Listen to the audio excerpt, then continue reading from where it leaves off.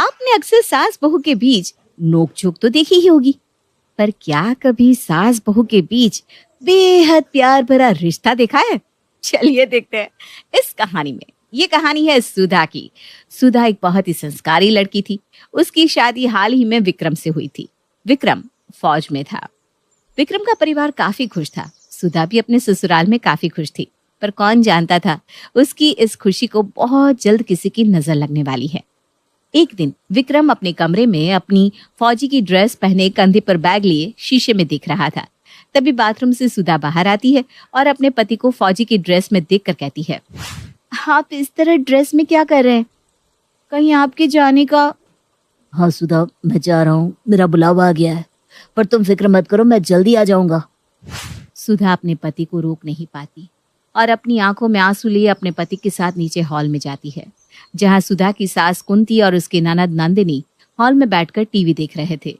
विक्रम को ड्रेस में देखकर कुंती अपने बेटे से कहती है, बेटा तू अचानक ऐसी ड्रेस में, तू वापस जा रहा है क्या? पर अभी अभी तो तू आया है। हाँ माँ, मैं अभी अभी आया हूँ, पर आप भूल गई, आपका बेटा आपके साथ साथ इस पूरे हिंदुस्तान का भी बेटा है, इसलिए अब मुझे अपनी धरती माता की रक्षा करने के लिए यहाँ से जाना होगा। मुझे आशीर्वाद दीजिए। इतना बोलकर विक्रम अपनी माँ के पैर छूता है और वहां से बॉर्डर के लिए रवाना हो जाता है। सुधा की आंखों में आंसू देखकर कुंती सुधा के सर पर ममता भरा हाथ फेरती है। सुधा बहू, तू अपनी आंखों में आंसू लिए इस तरह क्यों खड़ी है? तेरा पति हमारे साथ साथ पूरे देश की रक्षा करने गया है, इसलिए तुझे तो खुश होना चाहिए। तुझे तो अपने पति पर गर्व होना चाहिए। हाँ माँ जी, आप सही कह रही हैं और मुझे अपने पति पर गर्व भी है, पर बार कुछ नहीं, जाकर चाय बना, हम तीनों साथ में चाय पियेंगे। अपनी सास की बात सुनकर सुधा के चेहरे पर एक मुस्कान आ जाती है और वो चाय बनाने चली जाती है। ऐसे ही समय बीतता है। सब कुछ अच्छा चल रहा था और एक दिन कुंती के घर पर किसी का फोन आता है। हेलो, कौन? कुंती के हेलो बोलते ही सामने से जो आवाज आती है उसे सुनकर उसके हाथ से फोन गिर जाता है। तभी वहां सुधा और नंदिनी आते हैं और कुंती की आंखों में आंसू देखकर नंदिनी अपनी माँ से कहती है, माँ क्या हुआ? आपकी आंखों में इस तरह आंसू, सब ठीक तो है ना? विक्रम। माँ जी, क्या हुआ विक्रम जी को? आप ऐसे क्यों रो रही है? विक्रम जी ठीक तो है ना? अरे माँ बोलो ना, विक्रम भैया ठीक है ना? नंदिनी, हमारा विक्रम अब इस दुनिया में नहीं रहा। हमारा विक्रम एक बम ब्लास्ट में शहीद हो गया और तो और उसकी लाश भी अब तक नहीं मिली। अब हमारा विक्रम हमारे पास नहीं रहा। क्या? विक्रम जी नहीं रहे? नहीं, ऐसा नहीं हो सकता। उन्होंने कहा था कि इस बार जब वो आएंगे तो वो ज्यादा टाइम के लिए आएंगे। वो हमें छोड़कर नहीं जा सकते माँ जी, वो हमें छोड़कर नहीं जा सकते।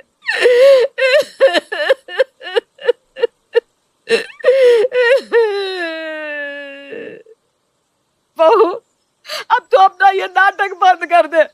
क्यों इतने नाटक किए जा रही है? माँ ये आप क्या कह रही हैं? इसमें भाभी की क्या गलती? अरे तू नहीं जानती नंदिनी, ये सारा किया कराया इसी का है। यही नहीं चाहती थी कि मेरा बेटा कभी वापस आए, तभी तो आंसू टपका कर भेजा उसे।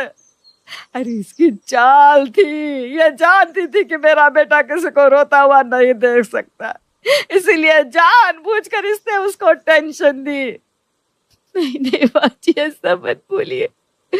भला कौन सी सुहागन अपने पति से दूर रहना चाहेगी? प्लीज माँ जी, मुझ पर ऐसा इल्जाम मत लगाइए। हाँ माँ, भाभी बिल्कुल सही बोल रही है। इस समय अभी हम लोगों को एक दूसरे का साथ देना पड़ेगा, सपोर्ट करना पड़ेगा, लेकिन आप है कि आप भाभी पर ही लांछन लगा रही हैं। कुंती नंदिनी की बात का कोई जवाब नहीं देती और वहां से रोते हुए चली जाती है। समय बीतता है और बीतते समय के साथ साथ धीरे धीरे सब कुछ नॉर्मल होने लगता है। लेकिन कुंती अब भी सुधा से सीधे मुंह बात नहीं करती थी। वो उस पर आए दिन ताने कसती। वो उसे जानबूझकर कोई ना कोई काम दिया करती। सीधे शब्दों में कहे तो कुंती सुधा के ऊपर जुल्म के साथ साथ ताने भी कसती। एक सास जो अपनी बहू को बेटी से भी बढ़कर मानती थी, आज वो अपनी बहू को ही अपने परिवार का दुश्मन मान बैठी थी। ऐसे ही एक दिन सुधा रसोई में बर्तन धो रही थी। तभी वहां कुंती आती है और साफ सुथरे बर्तन को अपने हाथ में उठाकर कहती है, बहू, ये तू बर्तन धो रही है? अरे देख, बर्तनों में कितनी धूल मिट्टी जमी हुई है। जब मैं काम करती थी ना, तो सारे बर्तन में लोगों की शक्ल दिखा करती थी, लेकिन तू इतना घटिया काम करती है। अरे तुझसे साफ सुथरे तो गली मोहल्ले के भिखारी रहते हैं। लेकिन माँ जी, मैंने इस बर्तन को अभी सुबह ही धोया था।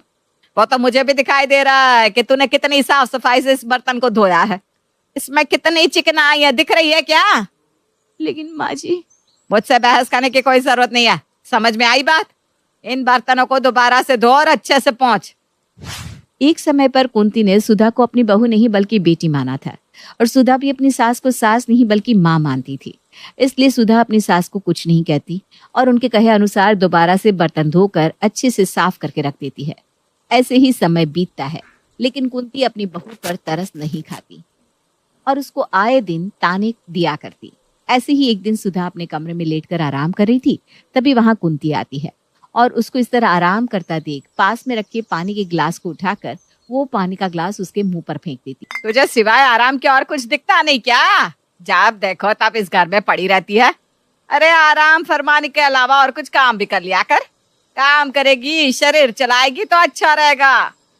पर माँ जी, मैंने तो सारा काम कर दिया है और अभी मेरे सर में थोड़ा दर्द हो रहा था, बस इसी वजह से आराम करने आ गई। आराम करने आ गई? घर का सारा काम हो गया? अरे ऐसा भी कौन सा काम कर लिया तूने जो तेरे सर में दर्द होने लगा और तू आराम करने के लिए आ गई? मतलब एक तो तू घर में पड़ी रहती है, ऊपर से कोई काम धंधा तुझे करना नहीं। लेकिन जब तुझे काम के लिए बोलो तो तेरे मुंह से यही निकलता है, मैं थक गई हूँ, मेरे सर में दर्द हो रहा है। अरे इस बीमारी को कभी छोड़ भी दिया कर। उम्र मेरी हो रही है लेकिन दर्द तेरे शरीर में आता है। पता नहीं ऐसा कौन सा काम करती है। माँ जी, वो माजी कुछ नहीं, चल उठकर खाना बना। मेरा भतीजा आने वाला है दूसरे शहर से। अगर उसकी खातिरदारी में कोई भी कमी रह गई ना, तो तुझे ऐसा सबक सिखाऊंगी कि जिंदगी भर याद रखेगी, समझी? अपनी सास की बात सुनकर सुधा की आंख में आंसू आते हैं। वो किचन में जाकर खाना बनाने लगती है। कुछ घंटे बाद जब कुंती का भतीजा रोहित कुंती के घर आता है, तो आते ही कुंती के पैरों को छूकर आशीर्वाद लेता है। कैसी हो चाची? घर में सब ठीक है? हाँ बेटा, घर में तो सब ठीक है। तू बता, तू कैसा है? दूसरे शहर में अकेला रहता है, वहाँ अपना ध्यान कैसे रखता है? चाची जी, अपना ख्याल तो अच्छे से रख लेता हूँ। वो क्या है ना, अब अकेले रहते रहते आदत सी पड़ गई है, इसीलिए अकेले रहने में कोई दिक्कत नहीं होती। चल बेटा, तू हाथ मुंह धो ले, मैं तेरे लिए खाना लगवाती हूँ। कुंती की बात सुनकर रोहित हाथ मुंह धोता है और खाने के टेबल पर सभी के साथ बैठ जाता है। तभी वहां अपने हाथ में खाना लिए सुधा आती है। सुधा को सफेद साड़ी में विधवा के रूप में देखकर रोहित हैरान रह जाता है। भाभी, आप इस तरह सफेद साड़ी में क्यों? आपकी मांग का सिंदूर, आपके गले का मंगलसूत्र कहाँ गया? रोहित की बात सुनकर सामने बैठी कुंती एक अलग अकड़ और गुस्से में बोलती है, रोहित, तेरी भाभी ने अपने ही सुहाग को खा लिया। क्या मतलब? कुछ नहीं भैया, माँ को आदत हो गई है भाभी को ताने देने की। जब देखो तब भैया की मौत का जिम्मेदार वो भाभी को ठहराती है। मौत? भैया अब इस दुनिया में नहीं रहे? हाँ रोहित, तुम्हारे भैया एक मिशन में शहीद हो गए और उनकी मौत का जिम्मेदार माँ जी मुझे ठहराती है। उन्हें लगता है कि मैंने ही अपने पति को। सुधा आगे बोल नहीं पाती, उसकी आंखों से आंसू छलक जाते हैं। हाँ, मैं ही तो गलत हूँ, बाकी ये सब लोग तो ठीक है। एक मैं ही कसाई हूँ ना, जो इस पर अत्याचार और जुल्म करती हूँ। इस घर में भले ही मुझे कोई कितना ही गलत क्यों ना समझे, पर मैं जानती हूँ कि मैं गलत नहीं हूँ। मेरे बेटे को खाने वाली कोई और नहीं बल्कि ये सुधा है। सुधा, इसने ही मेरे बेटे को खाया है। मैं इस लड़की को जिंदगी में कभी माफ नहीं कर सकती। कुंती गुस्से में अपने पैरों को पटकते हुए अपने कमरे में चली जाती है और घर का ऐसा बिगड़ा हुआ माहौल देखकर रोहित को कुछ भी समझ में नहीं आता। लेकिन वो उस समय किसी से कुछ नहीं कहता और चुपचाप खाने के बाद अपने कमरे में चला जाता है। अगली सुबह सुधा सभी के लिए ब्रेकफास्ट बनाती है और सभी को ब्रेकफास्ट देती है। हे भगवान, इतना नमक! अरे इतना नमक कौन खाता है करमजली? एक तो मेरे बेटे को मार कर खा गई, अब क्या चाहती है कि मेरे भतीजे और मेरी बेटी को भी मार कर खा जाएगी? माँ जी माफ करना, पर देवर जी मीठी चाय पीते हैं और उन्होंने ही मुझे आकर कहा था कि ब्रेकफास्ट में उन्हें थोड़ा ज्यादा नमक चाहिए, इसलिए मैंने नमक थोड़ा तेज कर दिया। अरे तो सिर्फ उसके ब्रेकफास्ट में करती ना, हम सबका खाना क्यों जहर बना दिया तूने? माँ क्या हो गया है आपको? इतना भी नमक नहीं है जितना आप ओवर रिएक्ट कर रही हैं। नंदिनी की बात सुनकर कुंती ब्रेकफास्ट फेंक देती है और गुस्से में कहती है, तुम लोगों को इस गंदी सी लड़की का सब कुछ अच्छा लगता होगा, लेकिन मुझे नहीं। मैं इसको कभी माफ नहीं करूंगी। एक बार फिर कुंती वहां से उठकर चली जाती है तो वहीं सुधा की आंखों से आंसू रुकने का नाम नहीं ले रहे थे। लेकिन ये सब देखकर रोहित को बहुत बुरा लगता है और वो मौका देखकर सुधा से बात करता है। सुधा भाभी, आप इतना सब कुछ क्यों सह रही हैं? साफ दिख रहा है कि चाची जी आप पर कितने अत्याचार कर रही हैं। वो आपको कितने ताने कसती है। ये सब जानते हुए भी आप चाची जी को कुछ कहती क्यों नहीं? आखिर क्यों भाभी, क्यों? वो इसलिए रोहित, क्योंकि मैं नहीं चाहती कि माँ जी को कोई ठेस पहुंचे। माँ जी ने पहले ही अपना बेटा खो दिया है। अगर मैंने उन्हें पलट कर कोई जवाब दे दिया तो माँ जी पूरी तरह टूट जाएंगी। लेकिन भाभी, आप पूरी जिंदगी इस तरह ताने सुनकर या इस तरह के अत्याचार सहकर तो नहीं रह सकती ना। आपको अपने हक के लिए अपने लिए आवाज तो उठानी ही पड़ेगी। तो रोहित मैं क्या करूं? मैं माँ जी को पलट कर जवाब नहीं दे सकती। भाभी, आप अपनी सास को पलटकर जवाब नहीं दे सकती, इस बात की मैं रिस्पेक्ट करता हूँ। लेकिन चाची जी का बर्ताव दिन पर दिन बद से बदतर होता जा रहा है। इसके लिए आपको कुछ तो करना ही होगा, जिससे चाची जी आपकी कदर भी करे और आपकी रिस्पेक्ट भी। क्योंकि मैं आपको इस तरह रोते हुए नहीं देख सकता भाभी। सुधा रोहित की बात का जवाब नहीं देती और वहां से चली जाती है। लेकिन रोहित ठान लेता है कि वो अपनी चाची को सबक सिखा कर रहेगा। ऐसे ही एक दिन रोहित अपनी चाची के पास बैठता है और बातें करते हुए उनसे कहता है, चाची जी, मैं क्या कह रहा था कि आपको नहीं लगता भाभी कुछ ज्यादा ही कामचोर है? मतलब मैं ये नहीं बोल रहा हूँ कि वो काम नहीं करती, लेकिन एक एक काम को वो एक एक घंटे में करती है। बताओ, ये भी कोई बात है?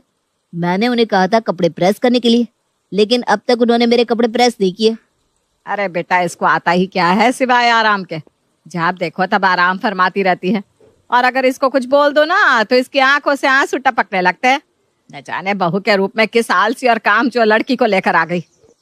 चाची जी, मैं तो कहता हूँ भाभी को 1 महीने के लिए उनके मायके भेज दो, तब उन्हें अकल आएगी।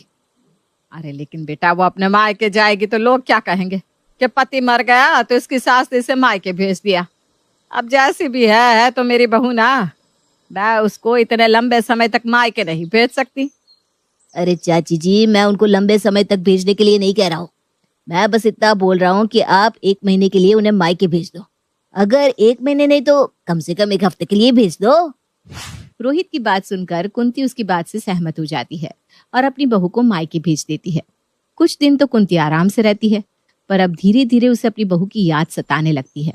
ऐसे ही एक दिन कुंती अपने कमरे में बैठकर अपनी बहू को आवाज लगाती है, ए बहू, जरा तेल लेकर आ, पैरों में बहुत दर्द हो रहा है।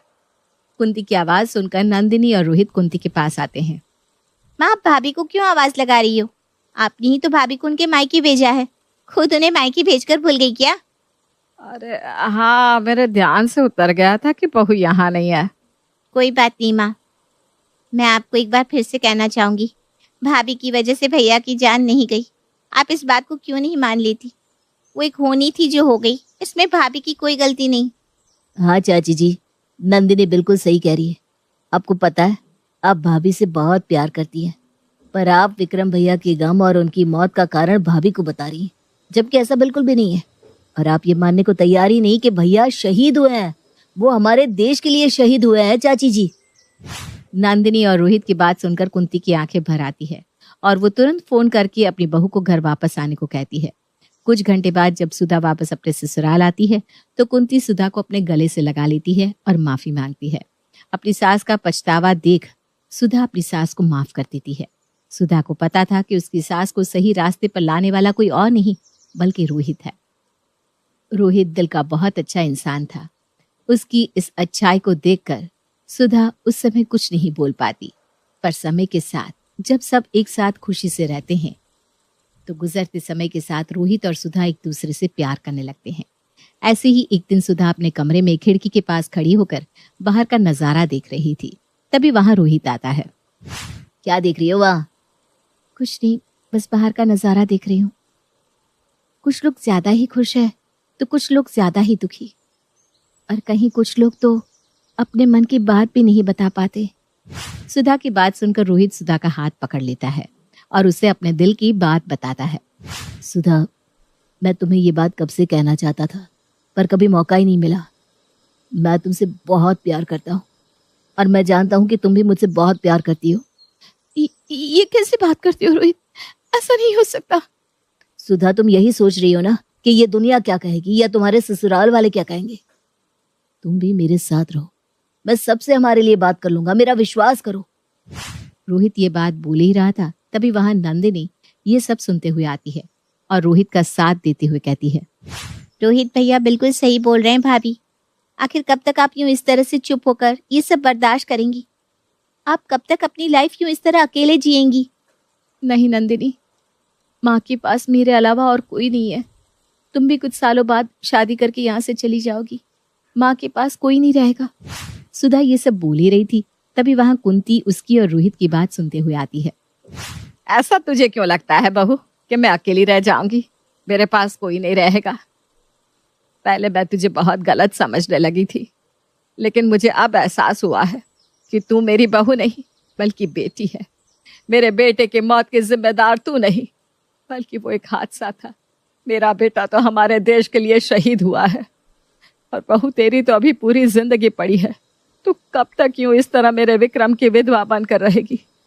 जा बहू, जी ले अपनी जिंदगी। मुझे पूरा यकीन है कि रोहित तेरा बहुत ध्यान रखेगा। आखिर रोहित भी तो मेरे बेटे जैसा ही है। अपनी सास का ऐसा बर्ताव देख सुधा की आंखें भर आती है। वो अपनी सास को गले से लगा लेती है। अपनी सास की इजाजत पाकर सुधा रोहित से शादी करने के लिए हाँ कर देती है। समय यूं ही बीतता है और बीतते समय के साथ रोहित और सुधा की शादी की डेट फिक्स हो जाती है। साथ ही अब घर में शादी की तैयारी भी शुरू हो जाती है। पर तभी वहां विक्रम आ जाता है और घर में शादियों की तैयारी देख वो अपनी माँ को आवाज लगाता है। माँ, नंदिनी की शादी हो रही है क्या? मेरी बहन इतनी बड़ी हो गई कि अब उसकी शादी हो रही है। चलो अच्छा है, आखिरकार मैं अपनी बहन की डोली को विदा करने आ ही गया। विक्रम की आवाज सुनकर अब सभी पीछे पलटते हैं, जहां पर विक्रम को दरवाजे पर देखकर हैरान हो जाते हैं। विक्रम, तू जिंदा है बेटा? हाँ माँ, मैं जिंदा हूँ। मैं एक मिशन पर गया था और उस मिशन की हम किसी को जानकारी नहीं दे सकते थे, इसलिए हमारे हेड ने सभी फौजियों के घर एक झूठी खबर भेजी। ये सब जानती ही सुधा की आंखों से आंसू रुकने का नाम नहीं ले रहे थे। वो फूट फूट कर रोने लगती है। उसको इस तरह रोता देख विक्रम उसके पास जाता है और उसको दिलासा देते हुए कहता है, तुम रो क्यों रही हो सुधा? और मैंने तुमसे वादा किया था ना, इस बार मैं आऊंगा तो लंबे समय तक के लिए आऊंगा। देखो, मैं तुम्हारे लिए लंबे समय के लिए आ गया। विक्रम की बात सुनकर नंदिनी अपने भाई के पास आती है और उसे सारी बात बताती है। ये सुनकर विक्रम की आंखें भर जाती है। वो अपने दिल पर पत्थर रख सुधा को रोहित के हाथों सौंप देता है। अरे तो क्या हुआ अगर सुधा रोहित से प्यार करने लग गई तो? सुधा, जाओ जी लो अपनी जिंदगी, और रोहित, तुम मेरी सुधा का ख्याल रखना। इतना बोलकर विक्रम अपने कमरे में चला जाता है। कुछ दिन बाद रोहित और सुधा की शादी हो जाती है। सुधा अपने ससुराल से विदा होकर रोहित के साथ चली जाती है, तो वहीं विक्रम दोबारा बॉर्डर पर चला जाता है। तू अपनी सास को सच सच क्यों नहीं बता देती? अरे पागल हो गई है क्या? अगर मेरी सास को पता चला कि बहू बाइकर है तो पहले मुझे मारेंगी, फिर तुम दोनों को। यार, उनकी थिंकिंग पुरानी है, वो नहीं समझ सकती। इसलिए आज तक यश ने भी उन्हें बताने का जिक्र नहीं किया। क्या काजल, तू भी सास बहू की कहानी लेकर बैठ गई। फिलहाल हमारा ट्रिप इम्पोर्टेंट है, उस पर ध्यान दो। हाँ, तो सब फिक्स है। हर्षिता हमें शहर के बाहर मिलेगी, उसकी बाइक हम लेकर जाएंगे। इन्वेस्टमेंट नीरज देख रहा है, तुम बस सास को संभाल लो। सारा प्लान फिक्स होने के बाद हर्षिता बाइक वहीं दोस्तों के पास छोड़ ऑटो में बैठकर घर आ जाती है, जहां सास अपनी सहेली के साथ बैठी होती है, जिसे देखते ही हर्षिता रसोई में चली जाती है। तेरी बहू शाम के इस समय कहाँ से वापस आ रही है? अरे मैं तो भूल ही गई, कल देर रात मैंने तुम्हारी बहू को छुपते छुपाते घर वापस आते देखा। वैसे वो कहाँ से आ रही थी? ये जवाब सुन के उसकी सहेली तुरंत काम का बहाना बनाकर उठकर चली जाती है। जिस पर हर्षिता जैसे ही चाय लेकर बाहर आती है तो सास को अकेले बैठा देखकर हैरान होती है। मम्मी, शर्मा आंटी कहाँ गई? उसे कुछ काम याद आ गया तो चली गई। चला, ये चाय हम दोनों पीते हैं। सास बहू साथ बैठकर चाय पीने लगती हैं और कुछ देर बाद हर्षिता रात के खाने की तैयारी करने लगती है और तभी यश किचन में आता है। ओए होए मेरी बाइकर बेबी, तुम्हारी आज की वीडियो ने तो धमाल ही कर दिया। करना ही था, क्योंकि अगर वीडियो अच्छी नहीं बनी तो ब्रांड कोलैबोरेशन मिलना मुश्किल है और तुम्हें पता ही है कि हमारी बाइकिंग ट्रिप बिना ब्रांड इन्वेस्टमेंट के मुमकिन नहीं। वैसे मैंने कितनी बार बोला है, घर में बाइक की बातें मत किया करो, मम्मी ने सुन लिया तो लेने के देने पड़ जाएंगे। बाइक स्टंट करती हो लेकिन सास से डरती हो। अजीब भाई, कमाल करती हो आप तो। यश की बात पर हर्षिता हंसने लगती है। इसी तरह दिन बीतते हैं, जिसमें हर्षिता रोज दोपहर ट्यूशन पढ़ाने के बहाने घर से निकलती और अपने ग्रुप के साथ कभी नॉर्मल बाइकिंग वीडियो तो कभी स्टंट वीडियो बनाती, जिसके जरिए उन्हें ब्रांड प्रमोशंस और ट्रिप इन्वेस्टमेंट्स मिलता है। एक शाम यश और हर्षिता उनके दोस्तों के साथ कैफे में बैठे होते हैं। इस बार इन्वेस्टमेंट बड़ा मिला है, लेकिन उसकी शर्तें हमारी जिंदगी मुश्किल में डाल सकती है। नीरज सही बोल रहा है यार, यूनिक कंटेंट और डेली अपलोड तक तो ठीक था, लेकिन अब ये ट्रिप लंबी करने के लिए भी बोल रहा है और ऊपर से जनाब को वीडियो व्यू का टारगेट भी चाहिए। लेकिन इसके साथ तुम लोगों को कॉन्ट्रैक्ट भी तो मिल रहा है ना। सोचो, अगर एक बार ये हो गया तो तुम्हारा नाम होगा और हर बार एक नए इन्वेस्टर के लिए मेहनत भी नहीं करनी पड़ेगी। तुम्हारा पॉइंट सही है, पर प्रॉब्लम सिर्फ एक नहीं है, इस सब के लिए ज्यादा टाइम चाहिए। मैं अभी इतनी मुश्किल से बाहर निकल पाती हूँ, बाद में मम्मी जी को क्या बोलूंगी? उसकी टेंशन तो मत लो, पहले इस ट्रिप को अच्छे से पूरा करो और जब कॉन्ट्रैक्ट मिल जाए फिर आगे की सोचेंगे। पति का सपोर्ट मिलने पर हर्षिता खुश हो जाती है और कुछ दिनों बाद ससुराल में मायके का बहाना बनाकर बाइकिंग ट्रिप पर निकल जाती है, जहां रास्ते में तीनों अपने स्टंट, रेसिंग और अलग अलग तरह की वीडियोस बनाते हैं, जिस पर पब्लिक का अच्छा रिस्पांस भी मिल रहा होता है। वीडियोस तो हिट हो चुकी है, व्यूज भी पहले से ज्यादा है, लेकिन आधे से ज्यादा समय वीडियो बनाने के चक्कर में हम अपने शेड्यूल से बहुत लेट हैं। अगर इसी तरह चलता रहा तो टाइम पर डेस्टिनेशन पर नहीं पहुंच पाएंगे। तो स्पीड अप करो ना बाइकर्स, अगर हम भी इस तरह पीछे रहने लगे तो बाइकर किस बात के। जोश में होश मत खो, ये पहाड़ है, यहाँ स्पीड में जाना मतलब अपनी आत्मा को खुद परमात्मा तक लेकर जाना है। स्पीड लिमिटेड रहेगी, रेस्ट और वीडियो टाइम कम करते हैं। हर्षिता की बात पर एग्री करते हुए तीनों आगे बढ़ते रहते हैं। इसी तरह ट्रिप के दिन बीतते हैं, जिसमें उनकी बाइकिंग वीडियो की पॉपुलैरिटी बढ़ने के साथ देखते ही देखते सास के पास भी पहुंच जाती है।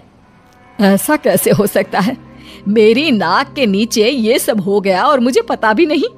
मैं हमेशा उस शर्मा की बहू को बोलती थी, आज वो आकर मेरी बहू के लिए भी बोल कर गई और मैं कुछ नहीं कर पाई। तुम दोनों को एहसास भी है कि तुमने क्या किया है? मम्मी, इस ट्रिप के बाद हम आपको सच बताने ही वाले थे। अरे क्या बताने वाले थे? यही कि मेरी बहू लड़कों की तरह स्पोर्ट्स बाइक पर चढ़कर करतब करती है, या फिर ये कि वो लड़कों से भी तेज बाइक दौड़ाती है। अरे इतना ही मन था तो स्कूटी ले लेती। मम्मी, बाइकर होना इतनी भी कोई बड़ी बात नहीं है, और वो लड़कों की तरह नहीं, आजकल के लड़के उसकी तरह बनना चाहते हैं। बाइकर बनना और बाइक पर पूरा इंडिया घूमना हर्षिता का सपना है। वो आपके खिलाफ नहीं, वो अपने सपने के लिए ये सब कर रही है। मुझे कुछ नहीं सुनना, कल के कल अपनी बीवी को घर वापस बुला। ये कहकर सास अपने कमरे में चली जाती है और यश फोन मिलाकर हर्षिता को पूरी कहानी सुनाता है। यश, मेरी ट्रिप खत्म होने में अभी 2 दिन बाकी है। अगर कल ही वापस आ गई तो इन्वेस्टर्स बैकआउट कर जाएंगे। प्लीज 2 दिन संभाल लो। हर्षिता की बात मानकर यश फोन तो काट देता है, लेकिन अब अगले 2 दिनों की टेंशन में आ जाता है। वो अगली सुबह उदास चेहरा लेकर माँ के सामने जाता है। क्या हुआ? तेरी पत्नी कब तक वापस आ रही है? वही तो दिक्कत हो गई माँ, आपके बोलने पर मैंने तुरंत हर्षिता को वापस आने के लिए कह दिया, लेकिन जैसे ही फ्लाइट चेक की तो पता चला कि जहाँ पर वो है वहाँ थोड़े खराब मौसम की वजह से अगले 2 दिन तक कोई फ्लाइट ही नहीं जा रही।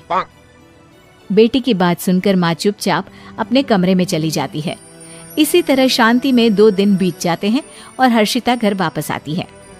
अब सास बेटे और बहू को अपने सामने बिठाकर सवालों का सिलसिला शुरू करती है। सबसे पहले ये बताओ कि ये 2 दिन वाला झूठ बोलने का प्लान किसका था? मम्मी, वो सब मेरा प्लान था। मुझे अपना ट्रिप पूरा करना था, क्योंकि अगर मैं ऐसा नहीं करती तो इन्वेस्टर पंगा कर देते और हमारा फ्यूचर कॉन्ट्रैक्ट भी रिस्क पर था। मैं अपनी वजह से दोस्तों का नुकसान नहीं कर सकती। यश तो बस मुझे उसमें सपोर्ट कर रहा था। सास बहू के बीच में बात चल ही रही होती है कि यश टीवी पर न्यूज चैनल ऑन कर देता है, जिस पर हर्षिता की बाइकर गैंग उनके ट्रैवल और लोगों के बीच उनकी प्रशंसा के बारे में दिखा रहे होते हैं। लेकिन सास उसे देखते ही तुरंत टीवी बंद कर देती है। मम्मी, मैं वादा करती हूँ आज के बाद दोबारा कभी बाइक को हाथ नहीं लगाऊंगी। ठीक है, बाइक की चाबी मुझे दे। सास की बात पर कोई सवाल किए बिना हर्षिता अपनी बाइक की चाबी दे देती है, जिस पर सास घर से बाहर निकलकर खुद बाइक पर बैठ जाती है। ये देखकर सब हैरान रह जाते हैं। तेरे सपने के लिए कितनी बावरी है तू, वो तो मैंने देख लिया। अभी सास का स्वैग देखना बाकी है बहू। Why should बहू have all the fun? और सास बाइक लेकर फुर्र से चली जाती है। कुछ सास अच्छी होती हैं तो वहीं कुछ सास बुरी, पर बहुएं अक्सर अपनी सास से परेशान ही रहती हैं। यही हाल था दिव्या का। ऐसे ही एक दिन दिव्या खाना बना रही होती है, तभी उसकी सास आकर उससे कहती है, अरे बहू, अभी तक तो दोपहर का खाना ही बना रही है। तेरे समय पर जब मैं थी ना तो सारा काम यूं चुटकियों में कर लेती थी। जब खाना बन जाए तो मेरे पैर दबा देना, बहुत दर्द हो रहा है। माँ जी, अभी 2 घंटे पहले तो मैंने आपके पैर दबाए थे, इसलिए तो आज दोपहर का खाना लेट हो गया। पहले खाना खा लीजिए, उसके बाद आप सोने जाओगी तो मैं आकर आपके दोबारा पैर दबा दूंगी। नहीं बहू, मुझसे खड़ा नहीं हुआ जा रहा। अब तो पहले मैं पैर दबाऊंगी और फिर ही कुछ खा पाऊंगी, वरना ये दर्द तो मेरी जान ही ले लेगा। इतना बोलकर सुमन अपना पैर पकड़कर अपने कमरे में चली जाती है। अपनी सास की ये हरकत देखकर दिव्या को बहुत गुस्सा आता है और वो खाना बनाना छोड़कर खुद से कहती है, पता नहीं भगवान ने मेरी किस्मत में ये कैसी बुढ़िया सास लिख दी है। हर समय इसके पैर ही दबाते रहो। कभी कभी तो डर लगता है कि मेरी पूरी जिंदगी इसकी सेवा करने में ही ना गुजर जाए। हे भगवान, कब मुझे मेरी सास से छुटकारा मिलेगा। अब ना चाहते हुए भी दिव्या खाना बनाकर तेल लेकर अपनी सास के कमरे में जाती है और अपनी सास के पैर दबाने लगती है। अरे बहू, लगता है तेरे हाथों में जान ही नहीं है। जान लगा कर दबा पैर। इस बुढ़िया के हमेशा पैर में ही क्यों दर्द रहता है? कभी गले में क्यों दर्द नहीं होता है? कभी गले में दर्द हो तो इसका गला दबाकर ही मार दूं। नाक में दम कर रखा है इस औरत ने। दिव्या मुंह बनाते हुए अपनी सास के पैर दबाती है। इसी तरह से समय गुजरता है और जब भी दिव्या कोई काम करती, उसकी सास आकर अपने पैर दबाने लगती या फिर उसके कामों में नुक्स निकालने लगती। ऐसे ही एक दिन चाय पीते हुए, बहू, आज कैसी चाय बना दी है तूने? इससे अच्छी तो ट्रेन की चाय होती है। माँ जी, आपको तो मेरे हाथ का कुछ भी अच्छा नहीं लगता। मैं तो सोच रही हूँ कि कल से मैं आपके लिए कुछ बनाना ही बंद कर दूँ। मैं क्या कह रही थी बहू, कभी कभी तो चाय खराब बन ही जाती है। अब जैसी भी है पी लूँगी मैं, पर इसके साथ कुछ मठरी या बिस्किट मिल जाता है तो अच्छा लगता। अभी लाती हूँ। और भी कुछ चाहिए तो बता दीजिए। नहीं नहीं, बस मठरी या बिस्किट ही ला दे अभी तो। दिव्या मुंह बनाते हुए अपनी सास के लिए नमकीन, बिस्किट और मठरी तीनों लेकर आ जाती है ताकि उसकी सास उसे दोबारा ना भेजे। अब इसी तरह से कुछ दिन बीत जाते हैं। एक बार वॉशिंग मशीन खराब होने की वजह से दिव्या हाथों से सारे कपड़े धो रही थी, पर उसकी सास ने तो उसमें भी नुक्स निकालना शुरू कर दिया। अरे बहू, ये कैसे कपड़े धोए हैं तूने? सारे गंदे ही लग रहे हैं। तूने तो सर्फ साबुन को दुख दे दिया, कपड़ों पर भी गुस्सा निकाल दिया, पर कपड़े साफ नहीं हुए। माँ जी, मेरे हाथ मशीन नहीं है, मुझसे जितना हो सका मैंने कर दिया। अगर आपको इसमें भी कुछ कमी नजर आ रही है तो खुद धो लेना, मेरे बस की नहीं है। आज दिव्या की थोड़ी तबीयत सही नहीं थी। उसमें भी जब उसकी सास नुक्स निकालती है तो दिव्या अपने गुस्से पर काबू नहीं कर पाती और अपनी सास पर भड़क पड़ती है। दिव्या रोती हुई वहां से अपने कमरे में चली जाती है और अपनी सास को और अपनी किस्मत को कोसने लगती है। पता नहीं कैसे घर में मेरी शादी हो गई। जब से इस घर में शादी करके आई हूँ हमेशा यही लगता रहा जैसे कि मैं इस घर की बहू नहीं नौकरानी हूँ। काश कि कुछ ऐसा होता कि मैं टाइम ट्रैवल करके बहू वाली जिंदगी जी चुकी होती और सीधा सास बन जाती। परेशान हो चुकी हूँ मैं इस बुढ़िया से। दिव्या के इतना बोलते ही मानो जैसे कोई जादू हो जाता है या भगवान उसकी सुन लेते हैं। दिव्या के कमरे में रखी हुई एक बहुत ही यूनिक दीवार घड़ी अपने आप बजती है। घड़ी अपने आप तेजी से आगे बढ़ने लगती है और दिव्या के आसपास की सारी चीजें थम सी जाती है और देखते ही देखते 20 साल गुजर जाते हैं। दिव्या टाइम ट्रैवल करके आगे बढ़ जाती है। ये मेरा कमरा बदल कैसे गया? ये सब क्या हो रहा है? अब दिव्या खुद को शीशे में देखती है। उसकी उम्र भी बढ़ चुकी थी। दिव्या को कुछ समझ में नहीं आ रहा था। अब वो बाहर जाती है जहां वो देखती है कि उसकी सास की फोटो पर माला जड़ी है और उसके घर में उसकी बहू है जो उसे माँ जी कहकर बुला रही है। माँ जी, हो गई आपकी नींद पूरी? चलिए मैं आपके लिए खाना लगा देती हूँ, और अगर आज आपको खाने में कोई कमी लगे ना तो कल से आप अपना खाना खुद बना लेना। ये औरत कौन है मेरे घर में जो मुझे माँ जी कह रही है? कहीं मैं टाइम ट्रैवल करके सच में सास तो नहीं बन गई और ये सच में मेरी बहू तो नहीं? पर ये सब कैसे हुआ? कैसे? कहीं ये सब उस घड़ी का काम तो नहीं? अब दिव्या पुरानी बातें सोचती है जहां वो बैठकर घड़ी के सामने अपनी इच्छा जाहिर कर रही थी और टाइम ट्रैवल घड़ी उसकी बात सुनकर उसे टाइम ट्रैवल करवाकर उसे उसकी फ्यूचर में ले जाता है। ये देखकर दिव्या को बहुत खुशी होती है कि अब वो सास बन चुकी है, पर उसकी खुशी ज्यादा देर नहीं टिक पाती। माँ जी, आप अभी इतनी बूढ़ी नहीं हुई कि अपना काम खुद ना कर सके। वॉशिंग मशीन खराब है, मेरे बस की नहीं है आपके कपड़े धोना। आप अपने कपड़े खुद धो लेना। बहू, किसी ज़माने में मैं भी सास थी, पर मजाल है कि मैंने अपनी सास से कोई काम करवाया हो। तुझे तो अपनी बहू बनाकर मैंने ज़िंदगी ही खराब कर ली। पहले वो मेरी खुसट सास मेरे पल्ले पड़ी और अब ये बहू। अरे तुझसे अच्छी तो मेरी सास ही थी। भले ही मुझे ताने देती थी, पर जब देखती थी कि बहू बीमार है तो खुद सारे काम करती थी। मेरी प्यारी सासू माँ, तब में और अब में फर्क है। और भूलो मत, आपका बेटा अब विदेश में रहता है। बहुत जल्द मैं भी उसके साथ विदेश चली जाऊंगी, फिर आप इतने बड़े घर में अकेली रहेंगी। इसलिए आप अभी से ही आदत डाल लो अपना काम खुद करने की। इतना बोलकर दिशा चली जाती है और बहुत जल्द कुछ ही दिनों में दिव्या के बहू बेटे उसे अकेले बीमार हालत में छोड़कर विदेश चले जाते हैं, जिसके बाद दिव्या पूरी तरह से अकेली हो जाती है और उसे महसूस होता है कि उसकी सास इस उम्र में कोई नाटक नहीं कर रही थी। उसने सच में कितनी अच्छी सास पाई है। मेरे पति भी विदेश में रहकर नौकरी कर रहे हैं, पर मैंने तो कभी अपनी सास को अकेला नहीं छोड़ा। उनकी बुराई करती रही और वो मुझे परेशान करती रही, पर इस तरह नफरत से नहीं जिया। माँ जी, इस उम्र में आकर मुझे पता चल रहा है कि आप कभी नाटक नहीं करती थी। बस मैं ही आपकी बीमारियों को मजाक में लेती रही। दिव्या एक पल भी अकेले नहीं रह पा रही थी, इसलिए दिव्या एक बार फिर से उस यूनिक घड़ी के पास जाती है और कहती है, मुझे सास वाली जिंदगी नहीं चाहिए। इस उम्र में बीमारी का घर होता है शरीर, और बहू भी अगर छोड़कर चली जाए तो सास पर क्या बीतती है मुझे अब पता चल रहा है। मैं अपनी सास को कभी कहीं छोड़कर नहीं जाऊंगी। मुझे फिर से मेरी दुनिया में भेज दो। दिव्या के बोलते ही एक बार फिर दिव्या के आसपास की चीजें पूरी तरह से थम जाती हैं और सिर्फ घड़ी पीछे की ओर चलती है। इस तरह से दिव्या एक बार फिर टाइम ट्रैवल करके अपनी असली दुनिया में आ जाती है, जहां वो देखती है कि उसकी सास ने घर के सारे काम कर दिए हैं। और जब दिव्या अपनी सास के पास जाती है तो वो दिव्या से कहती हैं, बहू, मेरा इरादा तुझे परेशान करने का नहीं था, पर मैं भी ना बूढ़ी हो चुकी हूँ, घर के काम नहीं हो पाते। ऊपर से मैं अब चिड़चिड़ी भी हो रही हूँ। मेरी बात का बुरा मत मानना।